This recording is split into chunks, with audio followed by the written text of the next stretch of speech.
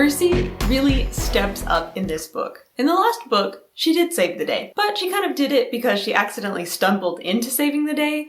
In this book, she saves the day because she wants to save the day. She really takes on the mantle of hero here, and I didn't really realize until I had read a few books later how incredibly important this moment is. Because in the end of the book, Mercy has killed one vampire, and then she discovers, hey, there's another vampire, his boss, that also is pretty dangerous and probably needs to be taken out.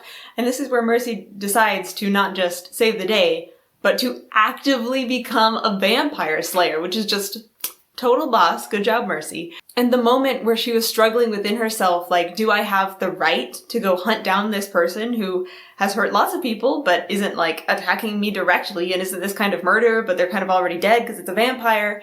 I loved that Mercy came down on the side of action. That Mercy isn't just a passive force anymore. She's an active force, and she's going out there and she's taking names.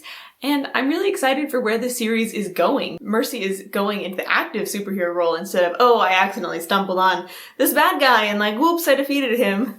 But now she's actively seeking him out. And that's such an important part for a protagonist to play. This is the part where Mercy saw the evil, and instead of just doing the right thing, she said, no more, and drew a line in the sand. And I thought that this was such an interesting book as well for that same reason, for her relationship with Stefan. So Stefan is the nice vampire. He's the nice guy. He takes care of the people he feeds on. He doesn't kill them immediately. He likes Scooby-Doo. He's friendly to Mercy. He helps save the day against the evil vampire who's going on murdering sprees. But is Stefan good when his very existence preys upon other people?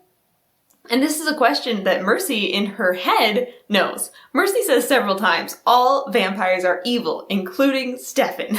But then in her heart, she trusts Stefan. She considers him a friend. And this is such an interesting dichotomy, especially with when you really get down to it, how different are vampires and werewolves? Vampires do drink the blood of people, and werewolves do not. However, werewolves are really violent and do hurt people, and in order to create more werewolves, they are attacking people. Same with vampires. So when you get down to it, if you say all vampires are evil, aren't you also kind of implying that all werewolves are evil for the same reason? Like, neither of them really chose to become a vampire or werewolf. They are the victims here. And them choosing to continue on living, even knowing that their existence hurts people, does that make them a monster? And here we really see with Stefan that for most of the book, he's one of the good guys. But asterisk, still evil. And I loved this scene at the very end of the book, where in order to protect Mercy's secret, Stefan just kills two innocent people. Straight up kills them, no remorse. He's like, I was doing it to protect you. And Mercy is understandably not okay with this. And in that moment, I went from thinking Stefan was an interesting character to thinking Stefan was an even more interesting character. And also, oh wow, he really is evil. I love the way that he was handled in this book and how he slowly became more and more likable. And I want him to be part of the gang in future books, but also becomes more and more menacing. And oh, Mercy maybe shouldn't trust him. Stefan straight up kind of mind controls Mercy in the basement during the climax. And yes, he's doing it to help her defeat the evil person and get them all out of this terrible situation.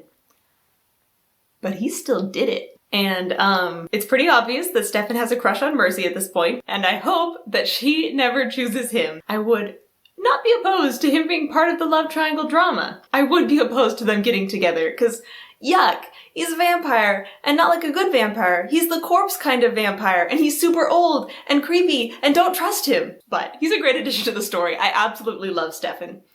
A+ there. And I loved how so many parts of this book were genuinely creepy and scary and good horror. Like in the first scene in the hotel, where Mercy and Stefan go and confront the sorcerer vampire and he kills the maid. Creepy. When the werewolves are almost out of control and might attack their friends. Creepy. When Stefan shows up at the end and kills innocent bystanders. Creepy. When Mercy is confronting vampires in their lairs during the day and they are barely moving zombies that still want to hurt her. Creepy. And it was so deliciously wonderful. I feel like that's the right amount of creepiness for me. Like, I'm not a big fan of horror films. This was a good level. This book also improved on the first book in the amount of subplots and how they were tied into the first plot. Because the first book, the subplots were all over the place and just kind of distracted, I feel like, from the book. This book, the subplots were more tied in. Like, Warren and Kyle's relationship was brought to the forefront, but that was because it was connected to the vampire drama, etc.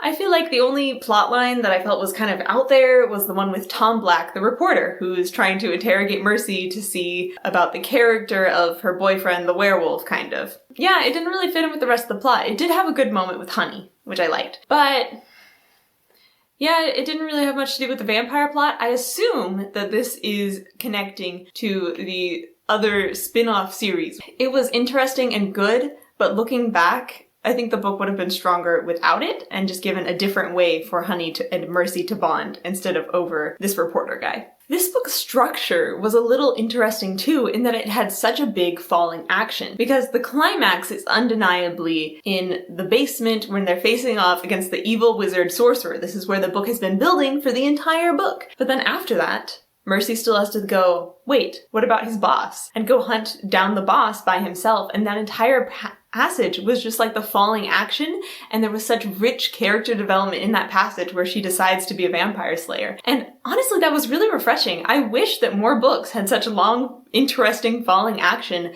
with the ramifications of what had happened in the climax. It really gave the book the resolution it deserved. Instead of just climax done, it was, hey, she's killed the one vampire, and now she's got a taste for it, realizes she's good at it. Now it's time for her to apply those skills to one more. And even though that wasn't the climax, the big action of the book, it was the emotional climax a little bit afterwards, and then some resolution, because that's where Mercy really decided to step up.